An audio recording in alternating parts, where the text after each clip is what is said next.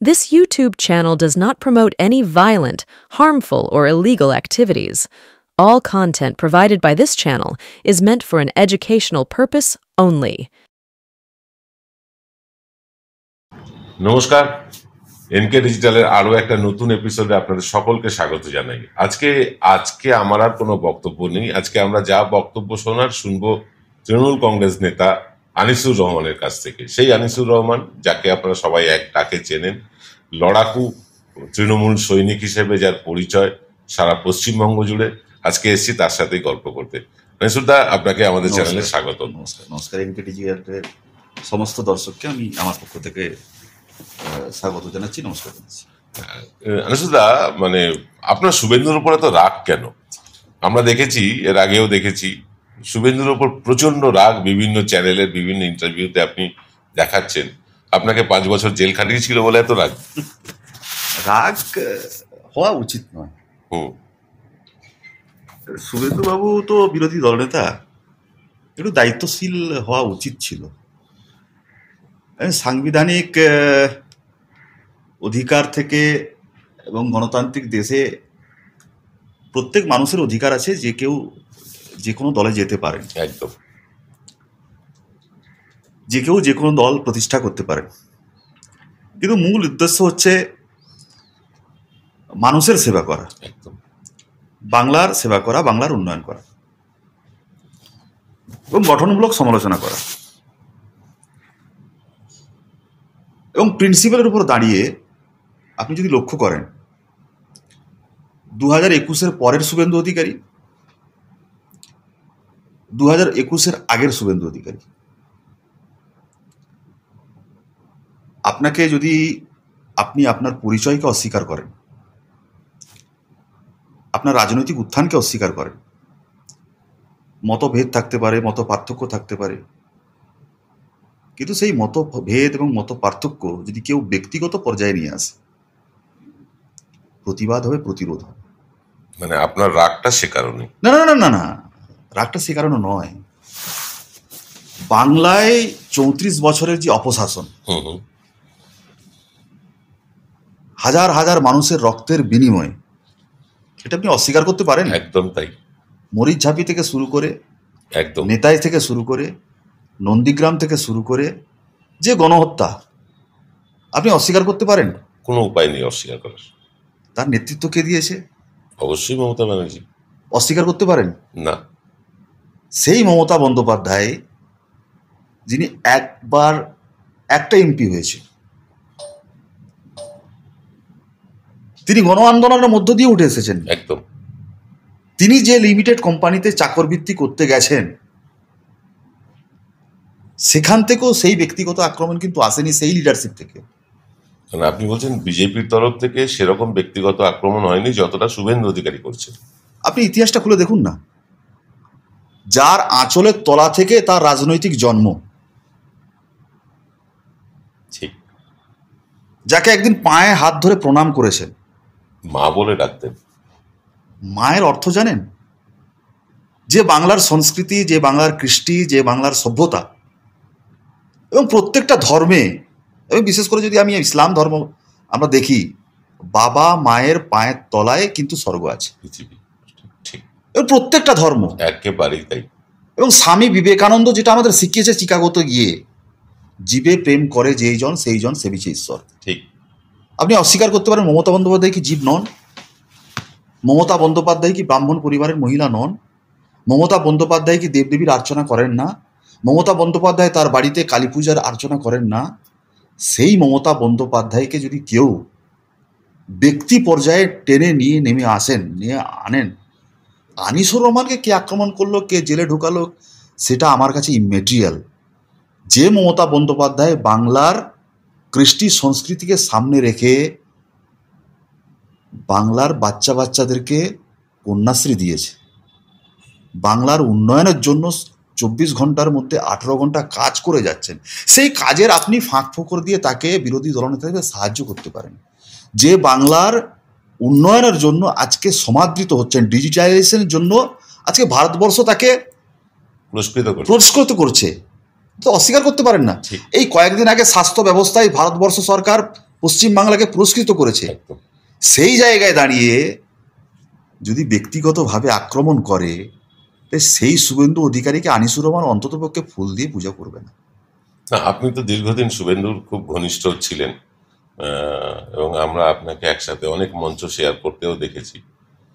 নন্দীগ্রাম আন্দোলন নিয়ে কিছু কথা আমার জানার ছিল। না, নন্দীগ্রাম আন্দোলন, শুভেন্দু অধিকারীর ভূমিকা, এবং আপনি অনেক আন্দোলনের সাক্ষী ছিলেন। আমি যেটুকু ডিজিটাল মিডিয়া এবং প্রিন্ট মিডিয়ায় কভার করতে গিয়ে দেখেছি, শুধু নন্দীগ্রাম কেন, আপনি কেশপুরে গেছেন, আপনি জঙ্গলমহলে গেছেন। নন্দীগ্রামের আন্দোলনটা মূলত কৃষকের আন্দোলন। একদম সিঙ্গুরের আন্দোলনের পরবর্তী পর্যায়ে যখন আন্দোলনটা দাঁড়া বেঁধেছে, মমতা বন্দ্যোপাধ্যায় 26 দিনের অনশনের মঞ্চ থেকে, ওখান থেকে যে নির্দেশ দিয়েছিলেন, সেই নির্দেশে ইমপ্লিমেন্ট কারা করছিল? ওখানকার মানুষ। একদম এবং আজকে আমি পরিষ্কার দায়িত্বহীনভাবে বলছি, সেই শুভেন্দু অধিকারী কোথায় ছিলেন তার লোকেশনটা আপনি ট্র্যাক করেছেন? কাঁথিতে আবদ্ধ হয়েছিলেন, ঠান্ডা করে আবদ্ধ হয়েছিলেন। আমি দায়িত্ব নিয়ে আপনাকে বলছি। একটু শেয়ার করি আপনার সাথে, কারণ নন্দীগ্রাম আন্দোলন যখন শুরু হয় তখন থেকেই আমার নন্দীগ্রামে যাতায়াত, রাইট, এবং তখন থেকেই আপনাদের অনেকের সাথে আলাপ, সুফিয়ানদার সাথে আমার সেই সময় আলাপ, সবুজবাবুর সঙ্গে আলাপ, নিশিকান্ত মণ্ডল ছিলেন, হ্যাঁ, এই যে মানুষগুলো, সোয়েম কাজী ছিলেন, তার ভাই একদম, ছিলেন। হ্যাঁ, যে সাদ্দামকে নিয়ে এত কথা শুভেন্দু অধিকারী বলেছেন, সেই সাদ্দামের বাড়িতে আমি খাওয়া দাওয়া করেছি, দেখেছি। তো মানে আমরা কিন্তু শুরুতে নন্দীগ্রাম আন্দোলনে মানে অধিকারী পরিবারের কাউকে দেখিনি, ছিলেন না মশাই, ছিলেন না। যখন বুদ্ধিজীবী, আপনি বলুন মেধা পাটেকর গেলেন, আপনি বলুন মহেশ্বর দেবী গেলেন, যারা গেলেন, এবং ওখানে ফান্ডিং হয়েছে, কোটি কোটি টাকা ফান্ডিং হয়েছে, সেই ফান্ডিংটা ডাম্প হয়েছে কাঁথিতে, এবং তাতে অধিকারী ফ্যামিলি উপকৃত হয়েছে। বারবার অন্য চ্যানেলে বলেছি, আমি তো ওপেন চ্যালেঞ্জ করছি। 2007 সালে অধিকারী ফ্যামিলি, তার স্ট্যাটাস, একটা তো ক্যারোসিনের ডিলার ছিলেন, ঠিক, এবং কাঁথি মিউনিসিপ্যালিটিকে নিজের বাড়ির সম্পত্তি হিসাবে সিপিএমের সঙ্গে অ্যাডজাস্ট করে চলতেন। তারপরে 2011 মমতা বন্দ্যোপাধ্যায়ের আশীর্বাদে বিশ্বাস করে সবটাই দিয়ে দেওয়া, একটার পর একটা তাকে দিয়ে দেওয়া, জেলা দিয়ে দেওয়া, 35টা দপ্তর দিয়ে দেওয়া, এইচডিএ দিয়ে দেওয়া, ডিএসডিএ দিয়ে দেওয়া। না, আপনি বলছেন তাহলে শুভেন্দুর যে আর্থিক মানে বিকাশ ঘটেছে, সেটা তৃণমূল মানে ক্ষমতায় আসার পরেই বেশি ঘটেছে। দায়িত্ব নিয়ে বলছি, দায়িত্ব নিয়ে বলছিস। আপনি অডিট রিপোর্টটা প্লেস করতে বলুন না, কালো টাকা, সাদা টাকা, নারদা সারদা, তারপরেই তো অমিত শাহর পায়ের তলায় গিয়ে পড়ে যাওয়া। আমি অত বড় নপুংসক নয় যে কেস থেকে, জেল থেকে বাঁচার জন্য, আপনি বলছেন না জেল পলিটিক্যাল মানুষ আছে, কেস খেতেই পারে, তার মানে কেস থেকে বাঁচার জন্য কারো পায়ের তলায় গিয়ে পড়ে যাব? না, উনি তো বাবা পর্যন্ত বদলে দিয়েছেন। আরে বাবা তো বদলে দিয়েছেন কয়েকদিন আগে, কিন্তু কেস থেকে বাঁচার জন্য কি পায়ের তলায় পড়ে যাব? আমি অন রেকর্ড বলছি, 2016 সাল বিধানসভা নির্বাচনের প্রাক্কাল আমরা আপনাদের হলদিয়া গেস্ট হাউস, ফিরোজবি আমাদের ক্যান্ডিডেট, আলোচনা সাপেক্ষে বেরিয়ে এসছে। উনি অন রেকর্ড আমাকে বলেছেন আমাকে 2-3 মাস 4 মাস জেলে ঢুকতে হবে, কারণ কি অনেক চাপ আছে, আমাকে জেলে ঢুকতেই হবে, অনেক প্রমাণ চলে এসছে। অন রেকর্ড আমাকে বলেছেন। তো উনি নিজে জানতেন যে উনি যা কাজ করেছেন তার জন্য ওনাকে জেলে যেতে হবে? কেন যেতে হবে না? আচ্ছা, তার মানে বলতে পারি আনিসুরদা যে মানে জেল থেকে বাঁচতে এবং কালো টাকা বাঁচাতে, কালো টাকাকে সাদা করতে যত কোঅপারেটিভ ব্যাংকের চেয়ারম্যান মেরে ধরে তো নিজে হয়েছেন। কোন গণতান্ত্রিক নির্বাচনে, কোন গণতান্ত্রিক নির্বাচনে উনি নির্বাচিত হয়েছেন? না, উনি তো বলছেন উনি কোঅপারেটিভ আন্দোলন থেকে উঠে, ওটাই আসছি আমি, ওটাই আসবো। হ্যাঁ, আমি যতদূর জানি আনিসুরদা যে উনি প্রথমে সোশ্যালিস্ট পার্টি করতেন, মানে কিরণময়ানন্দের হাত ধরে, বামপন্থী। অনেকে জানেন না, কলেজ রাজনীতিটা এসএফআই থেকে শুরু করেছে। একদম কলেজ রাজনীতিতে এসএফআই, তারপরে কিরণময়ানন্দ, তারপরে ছাত্র পরিষদ, তারপরে তৃণমূল, তারপরে তৃণমূল জন্ম হওয়ার অনেক পরে উনি এসেছেন। অনেকে জানেন না যে উনি বামপন্থী থেকে এসেছেন, বলেন আমি জাতীয়তাবাদী দল করব। মানে বেসিক্যালি উনি সমস্ত রাজনৈতিক দল ঘুরে ফেলেছেন, ঘেটে নিয়েছেন। আচ্ছা, এইবার ধরুন 2026-এ নির্বাচনে যদি পরাজয় হয় বিজেপির, মানে আমরা আমরা সমীক্ষা করছি, দেখতেই পাচ্ছি বিজেপি হারবে, এবং বিজেপি যতদূর শোনা যাচ্ছে যে শুভেন্দুকেই ভরসা করছে, দায়িত্ব দিচ্ছে নির্বাচনে লড়ার জন্য। বিজেপি এমন একটা দল আনিসুদ্দা, আপনিও জানেন, আমরা সাংবাদিকরা আরো বেশি করে জানি, সেটা হচ্ছে যে ওখানে ভালো পারফরমেন্স না করতে পারলে তারা রাখে না। লালকৃষ্ণ আদবানির মতন নেতাকেও কিন্তু সরিয়ে দেওয়া হয়েছিল, মানে আপনার দিলীপ ঘোষের মতন নেতাকে কিন্তু সরিয়ে দেওয়া হয়েছে। সেখানে আগামী নির্বাচনে যদি বিজেপি ক্ষমতায় না আসে, আর অন্তত যদি 120-25 সিট না জেতে, তাহলে শুভেন্দুর ভবিষ্যৎ কি হবে? আর অন্য কোনো রাজনৈতিক দলে যাওয়ার নেই তো। আপনি যদি কেন বলছেন, এখানেই তো প্রশ্ন। না, আমরা সাংবাদিক আমরা দায়িত্ব, আপনারা যদি কেন বলছেন, ভারতীয় জনতা পার্টি যে ইন্টারনাল সার্ভে, যে মূল দল যে আরএসএস, তারা বলছে 3টা ডিজিটে যাবে না। 3টা ডিজিট ছাড়ুন না, 30 থেকে 50-এর মধ্যে থাকবে, একেবারেই তাই। এবং দায়িত্ব নিয়ে বলছি আপনাকে, আমার জেলার কথা ছাড়ুন, ও যে বলছে 16, আমার জেলায় ডবল ডিলিট হবে না, 3 থেকে 4টার মধ্যে আটকে থাকবে। না, আমরা যে সমীক্ষা করছি, আপনি জানেন আমরা সমীক্ষা করি সারা বছর ধরে, আমাদের সমীক্ষাতে বিজেপি 52টার বেশি পাচ্ছে না এই মুহূর্তে। এবার তৃণমূল বড় কিছু ভুল করলো বা বিজেপি বড় কিছু ঘোষণা করলো, তাতে হয়তো 2-5টা এদিক ওদিক হতে পারে। অনেক কিছু ঘোষণা করেছে বিভিন্ন নির্বাচনে। দিল্লিতে দেখুন না আজকে কি অবস্থা। ঠিক কথা। দিল্লিতে দেখুন না কি আজকে অবস্থা। সেই ঘোষণায় আর চিড়া ভিজবে না, আর চিড়া ভিজবে না। বাংলার বাঙালি অনেক শিক্ষিত, শিক্ষায় শিক্ষিত, অস্বীকার করা যাবে না। নন্দীগ্রাম প্রসঙ্গে আসি আনিসুদ্দা। নন্দীগ্রাম আন্দোলনের সময় যেহেতু আমরা ওখানে কভার করতে যেতাম, গিয়ে থাকতাম, আমাদের কাছে কানাঘুষো খবর এসেছিল শিশির বাবুর নেতৃত্বে বাংলাদেশ থেকে, বিহারের মুঙ্গের থেকে অ্যাম্বুলেন্সে করে অস্ত্র আসতো। কথাটা ঠিক না ভুল? আমি শুধু একটা কথা আপনাকে বলতে চাই, বুদ্ধবাবু এবং সিপিএম, আমি কেন বলছিলাম অ্যাডজাস্ট করে চলে। খেজুরি থানায় একজন সাব ইন্সপেক্টর ছিলেন মদন মোহন রায়, সেদিনকে যদি লক আপ খুলে না দিতেন, তারপরে ডিজি গিয়ে ওখানে ওনাকে সাসপেন্ড করলেন আর এফআইআর হলো, তাহলে ঝুলি থেকে অনেক বেড়াল কিন্তু বেরিয়ে যেত। আর একটু খুলে বলুন। না, এর চেয়ে বেশি বলা যাবে না, তাহলে উনি বিপদে পড়ে যাবেন। আমি রাজনৈতিকগতভাবে ওনাকে মোকাবেলা করব, কিন্তু বেশি বলতে আমি চাইছি না। বেশি বলতে গেলে, কারণ উনি তো, আমি ওই জন্য অনেক মিডিয়াতে বলেছি, একটা ফটো দিন না যে উনি নন্দীগ্রাম আন্দোলনে দাঁড়িয়ে আছে। না, আমরা দেখিনি, আমরা যারা সাংবাদিকেরা কভার করতে যেতাম, আমরা কিন্তু ওনাকে, আমরা তো বলছি না, আমরা আন্দোলনে আমরা সবাই মিলে আন্দোলন করেছি। ঠিক কথা। He is benefited by Nandigram আন্দোলন। বুঝতে পেরেছি। এবং সেদিনকে যদি মদন মোহন রায় সাসপেন্ডেড না হতো, লক আপটা খুলে না দিত, মানে তাহলে গল্পটাই অন্যরকম হয়ে যেত। আমি আর কিছু বলছি না, আমি কিছু বলছি না। না, আপনি না, আজকে নিশিদা, তার মৃত্যুর পিছনে কি রহস্য আছে?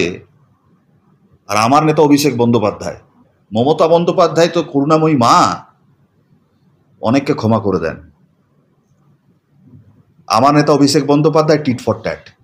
একটা জিনিস আমি জানতে চাইছি, এই যারা শুভেন্দুর খুব ঘনিষ্ঠ বৃত্তের ছিল, মানে তাদের মধ্যে অনেকেই আজকে আর নেই। আরে ঘনিষ্ঠ বৃত্তে, আমি, উনি কি নেতা নাকি? না, নেতার কথা বলছি না। ধরুন একটা সিম্পল উদাহরণ দিচ্ছি, ওনার সুকিয়া স্ট্রিটের অফিস পিয়ন ছিল পুলক লাইন, আপনিও চেনেন, আমিও চিনি। হঠাৎ পুলক মারা গেল। রহস্য মৃত্যু জানেন তো? হ্যাঁ, রহস্য মৃত্যু, মানে এটা বুঝতে পারছি না কেন যে ওনার কাছের লোকেরা হঠাৎ করে মরে যাচ্ছে কেন। ওনার দেহরক্ষী মারা যান, রহস্য মৃত্যু।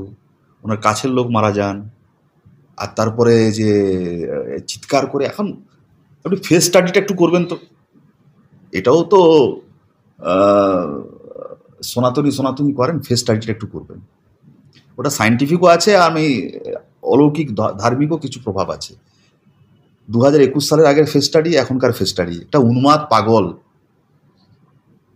হ্যাঁ, এখন যেটা করছেন সেটাকে উন্মাদই বলা যায়। এটা একটা সাংবিধানিক পোস্ট, বিরোধী দলনেতা, not a matter of joke. একদম, ক্যাবিনেট মন্ত্রীর সমান ক্ষমতা। ইয়েস, তো তাকে আরো একটু দায়িত্বশীল ভূমিকা পালন করতে হবে। যখন তখন যেখানে চলে যাচ্ছে, একটা দায়িত্ব সম্পন্ন IAS officer, after all DG. একদম। রাজীব কুমারকে দেখে নেবো, আরে সবকে তুমি যদি দেখে নেবে, তোমাকে এখন যদি কেউ দেখে, 26-এর পরে কাছাড় মেরে দেবে, কাকে তুলে কাছাড় মেরে দেবে, তাহলে তুমি এখন কাছাড় মারছো। This is the language of opposition leader. না, আরো অনেক স্ল্যাং ব্যবহার সেটা আমরা তো উচ্চারণ করতে পারি না। ঠিক কথাই, অন ক্যামেরা এগুলো আমরা বলতে পারি। ঠিক কথাই। বিপ বিপ বিপ বিপ অনেক কিছু, গলা বাড়িয়ে কাকে কি কিসের বাচ্চা বলে দিচ্ছে, dash dash dash. This is the language of A opposition leader.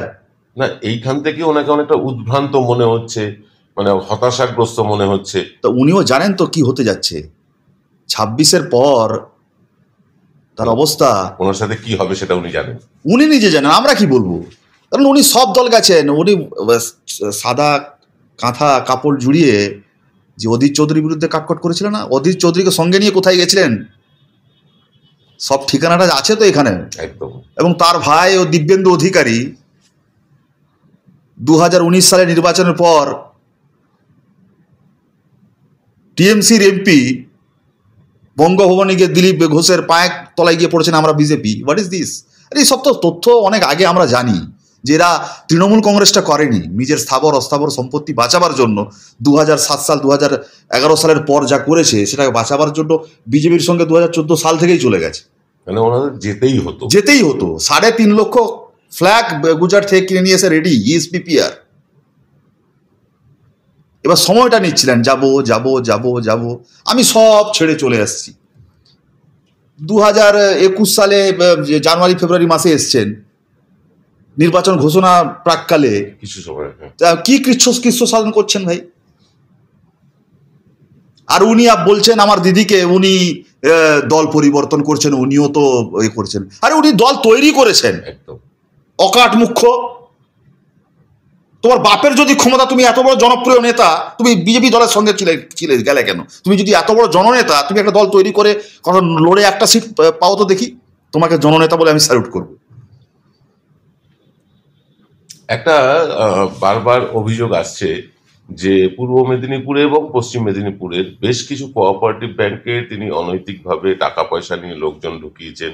শুধু তাই না, অনৈতিকভাবে লোন করে দিয়েছেন।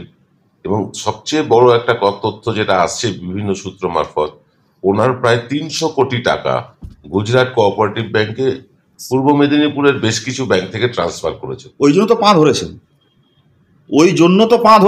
ওই জন্য তো হলদিয়া ভবনে আমার সঙ্গে 1:1 যখন কথা হয়েছে ফিরোজ ইলেকশনের সময়, যে আমাকে জেলে ঢুকতে হবে 3-4 মাসের অন্তত।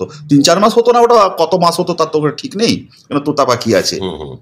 আপনি একটা কথা বলুন, দিলীপ ঘোষ তো একটা কথা সত্যি কথা বলেছে যে এত দুর্নীতি, এত অমুক কথা চিৎকার করে বলছে, আমার নেত্রী মমতা বন্দ্যোপাধ্যায়ের নামে একটা এফআইআর দেখাতে পারবেন? ঠিক কথা, পারবেন?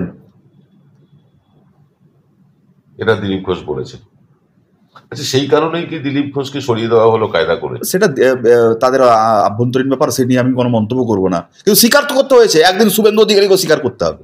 না, আপনি তো শুভেন্দু অধিকারীর সাথে দল করেছেন। তাই তো জানি আমি, সাদা খাতার প্রবক্তা হচ্ছে শুভেন্দু অধিকারী। আচ্ছা, মানে সাদা খাতা জমা দিয়ে চাকরি পাওয়ার প্রবক্তা হচ্ছে শুভেন্দু অধিকারী। অন রেকর্ড আমি বলছি, 2010 সালে ওঙ্কার প্রসাদ অ্যাপয়েন্টমেন্ট দিয়ে দেন। আচ্ছা, রেডি, ডিএম অফিসে খালি সই হবে। আচ্ছা, রাত্রেবেলা ফোন করলেন উনি, এটাকে বাঁচাতে হবে।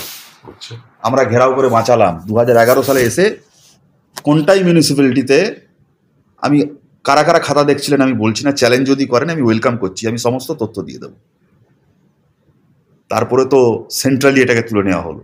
প্রথম সাদা খাতার প্রবক্তা শুভেন্দু অধিকারী। এর জন্য কি উনি টাকা পয়সা নিতেন লোকের থেকে?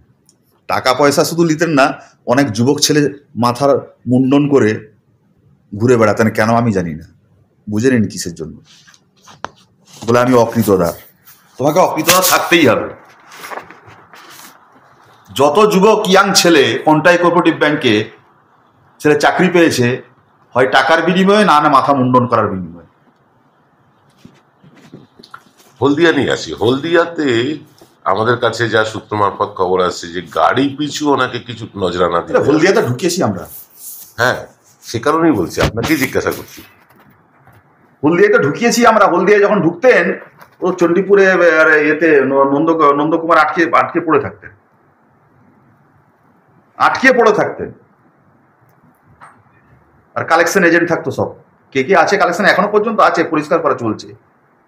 পরিষ্কার করা চলছে। মানে এখনো ওনার কালেকশন এজেন্ট আছে। পূর্ব মেদিনীপুর জেলার আমাদের দুর্ভাগ্য হুম। যে আমাদের দুর্ভাগ্য এটাই যে মমতা বন্দ্যোপাধ্যায় তাকে বিশ্বাস করেছেন আর পিছন থেকে ছুরি মারা হয়েছে। কিন্তু আপনি বলছেন এত কিছু তথ্য প্রমাণ আছে, এত কিছু জানেন আপনারা, অথচ তৃণমূল মানে সরকার তার বিরুদ্ধে কোনো ব্যবস্থা এখনো পর্যন্ত নিতে পারেনি। দেখুন, বদলা নয়, বদল চাই। গণ আন্দোলনের মধ্য দিয়ে একটা নিয়ম মেনেই করতে হয়। আফটার অল আদালত আছে, আর প্রত্যেকটা জায়গায় দেখবেন আদালত একটা ধারণা থাকে, এন্টি গভর্নমেন্ট থাকে। আমার যেটুকু ফেস করেছি, এবং গত কয়েকদিন আগে আমরা বিভিন্ন কেস নিয়ে বসেছিলাম, সেইভাবে দেখাও হয়নি, আদালতের সামনে সেই তথ্য তুলে ধরা হয়নি। আমরা কিন্তু আপনাকে আশ্বস্ত করে বলতে চাই, সমস্ত এভিডেন্স নিয়ে আমরাও কিন্তু আদালতে যাচ্ছি। এই রক্ষা কবচ আর বেশি দিন থাকবে না, এর চেয়ে বেশি আমি কিছু জানতে চাইবো না। এবং যে সমস্ত গণ আন্দোলনের কেসগুলো হয়েছে, 2021-এ কি হলো, সমস্ত মানুষকে নিয়ে উনি চলে গেলেন, যে ভ্যাকুয়ামটা তৈরি হল। মমতা বন্দ্যোপাধ্যায় লড়তে গিয়ে যে ভ্যাকুয়ামটা পেলেন,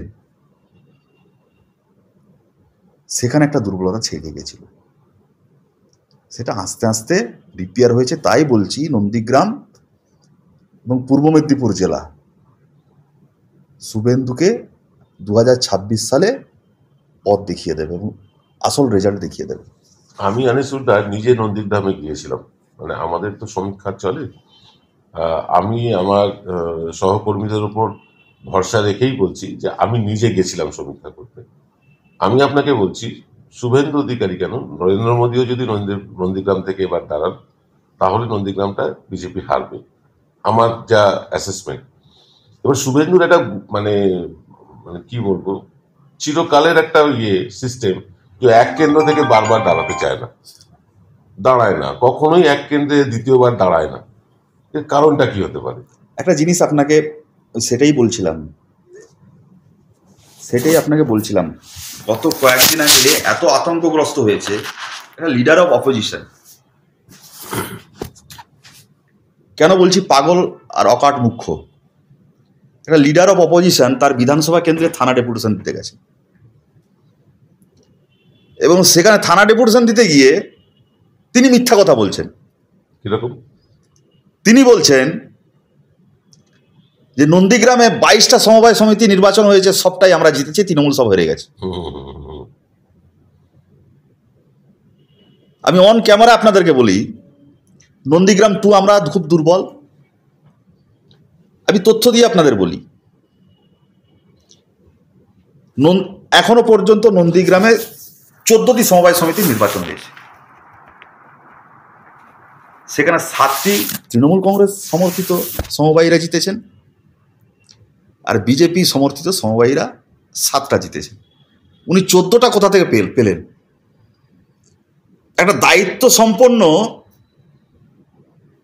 অপোজিশন লিডার হয়ে নন্দীগ্রাম থানায় ডেপুটেশন দিতে গিয়ে এই কথা বলছেন, মানে বাংলায় দেখাতে যাচ্ছেন এবং বিজেপিকে প্রতিষ্ঠিত করতে চাইছেন যে আমার জেলায় আমি 1 নম্বর। যে নন্দীগ্রাম 2-এ শুভেন্দু অধিকারী বিজেপি জয়েন করার আগে থেকে বিজেপি কিন্তু ওখানে স্ট্রং, একদম, যেখানে তৃণমূল কংগ্রেস সাংগঠনিকভাবে দুর্বল, সেই নন্দীগ্রাম 2-তে 3টা সমবায় সমিতি তৃণমূল কংগ্রেস সমর্থিত সমবায়ীরা জিতেছে। বলবেন? ঠিক। একটা ভিডিও ক্লিপ আপনাদেরকে শোনাই।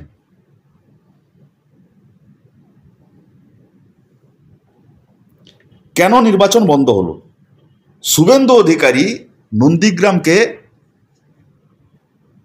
একচ্ছত্র হিন্দু মুসলিম এবং কিছু বাইরের সন্ত্রাসকে ঢুকিয়ে দখল করার রাজনীতি তৈরি করার চেষ্টা করেছিল, যেটা বাংলায় মহেশতলা এবং মুর্শিদাবাদ সিস্টেম তৈরি করার চেষ্টা করছিল। আমরা এটাকে নতুন করে ধরে প্রতিবাদ এবং পাল্টা দেওয়ার শুরু করেছি। তাই তার মুখটা ফ্যাকাশে হয়ে গেছে। ভোটের ঠিক আগের দিন তৃণমূলের সরকার, তৃণমূলের রাজ্যত্ব, আপনি শুনুন। মাইকের কাছে। হ্যালো, হ্যাঁ কোথায় আছো? কে বলো কি? আমাকে চেনবে না, আমি হচ্ছে তোমার বাড়ি থেকে পার্টি হচ্ছে। পার্টি হচ্ছে তোমার বাড়ি থেকে? কে বলো কি? আমাকে চেনার দরকার নেই, আমি বলছি পার্টি কি হচ্ছে, দোকানটা কি গাড়ি ঢুকাবো একদম? 2 ঘন্টা এখন সময় আছে, যে একটা উত্তর করো। তাহলে কি থাকতে পারবে না, হ্যাঁ? দোকানও থাকবে না, বাড়িতেও থাকতে পারবে না, ভূত ভেঙে দেবে একদম। আমি কে খোলো না তুমি, আমি ওসব ঠিক আছে। আমার তোর বাপকে এই মুহূর্তে যা বল যে তুলবে না, তুলবে নি দোকানটা নাহলে এক মাথানো মানে আমরা গেলে ব্যাগ ভেঙে দেবে, মানে একদম গুঁড়ো করে দেবে। দোকানটার বাপকে বল এই মুহূর্তে এখনো সময় আছে উদ্যোগ করতে। আমি বলি কে খোলো না তুমি, আমি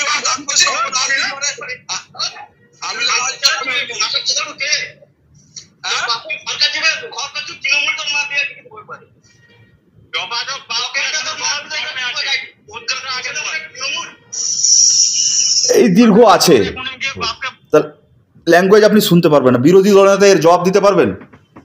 সরকার তৃণমূলের, আপনি বলেন মমতা বন্দ্যোপাধ্যায়ের পুলিশ। যদি বদলা নয় বদল চায়, যদি বদলার যদি আমরা রাজনীতি করতাম, তো স্বাভাবিকভাবে কমপ্লেন হয়েছে, ভোট বন্ধ হয়েছে। এইভাবে আপনি 7টা জিতেছেন সন্ত্রাস করে, আর একটাও সমবায় সমিতি এইভাবে সন্ত্রাস করে শুভেন্দু অধিকারীকে জিততে দেব না। সাংগঠনিক রদবদল হয়েছে, ওই টেবিলের তলায় যে কম্প্রোমাইজ করে আপনি পূর্ব মেদিনীপুর জেলাকে আপনার বাপের সম্পত্তি পেয়েছিলেন, এটা আর হতে দেব না। আমি পুলিশ প্রশাসনকে বলেছি ইমিডিয়েটলি এটার তদন্ত করে যে দোষী আছে তাকে ব্যবস্থা না নেওয়া হয়।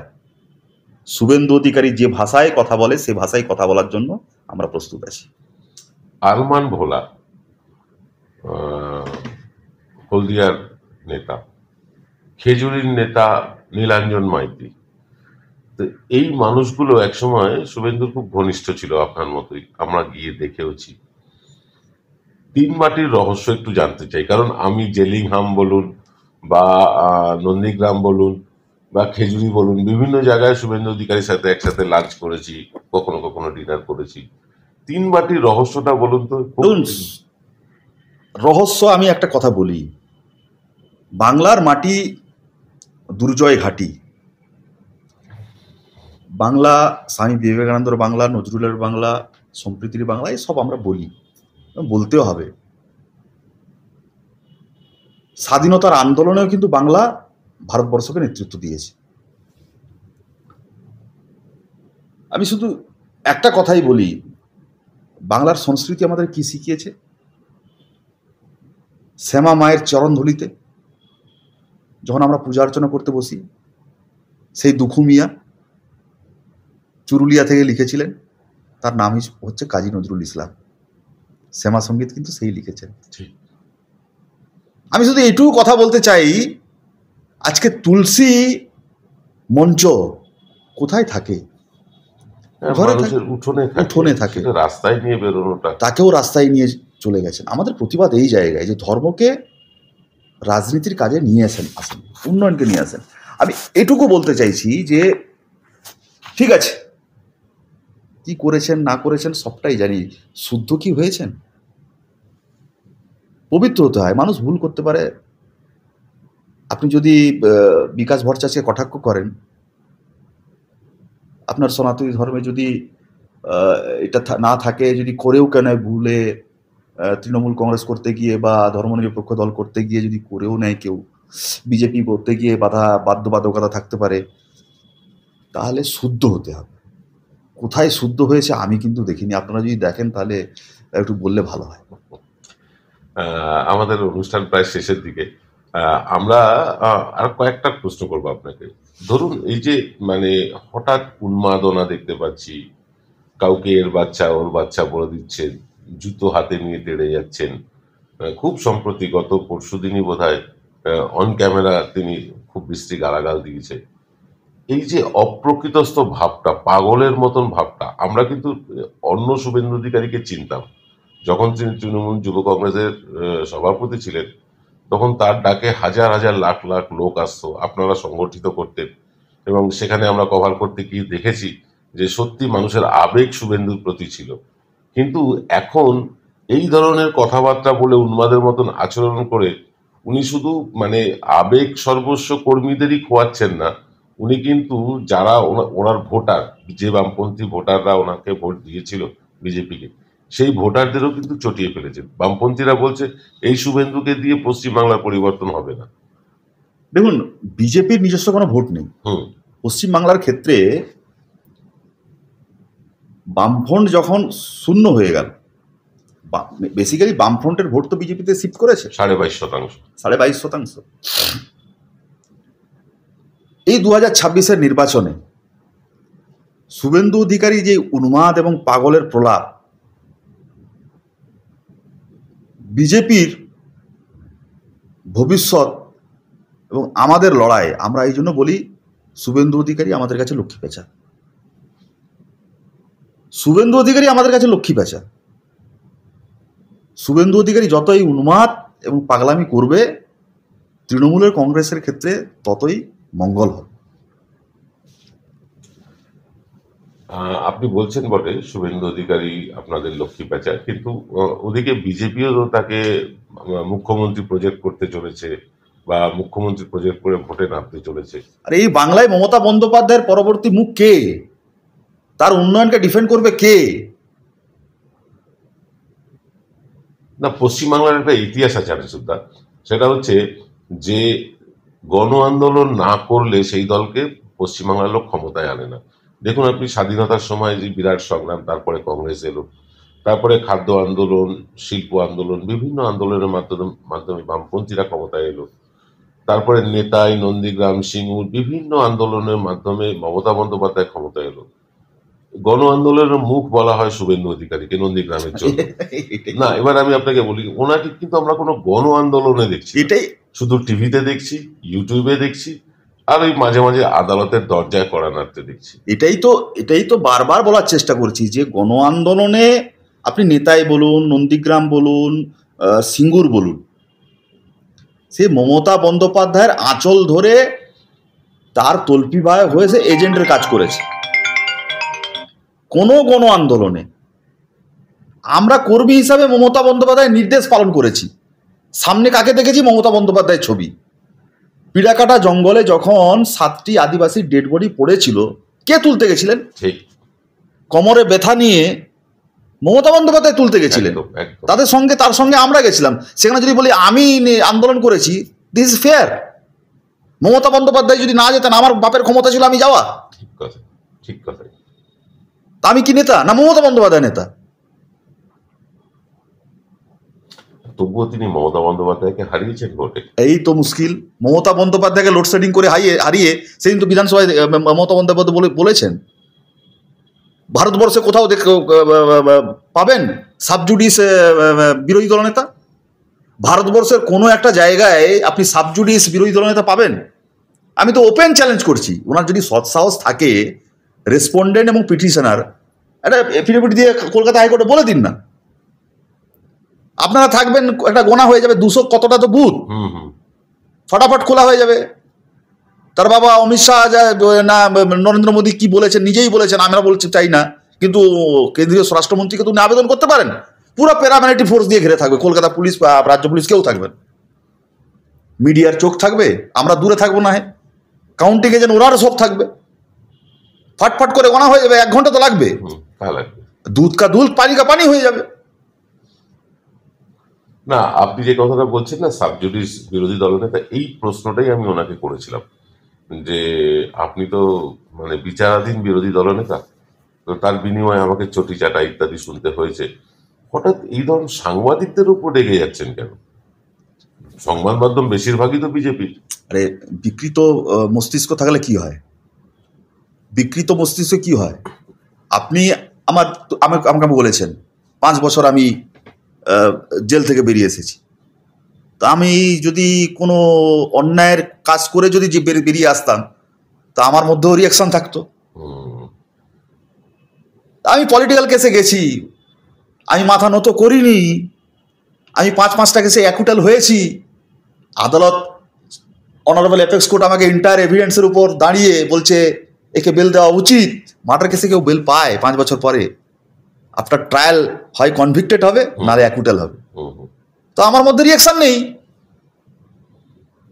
মন্দিরে কে? আমি তো কলা খাইনি।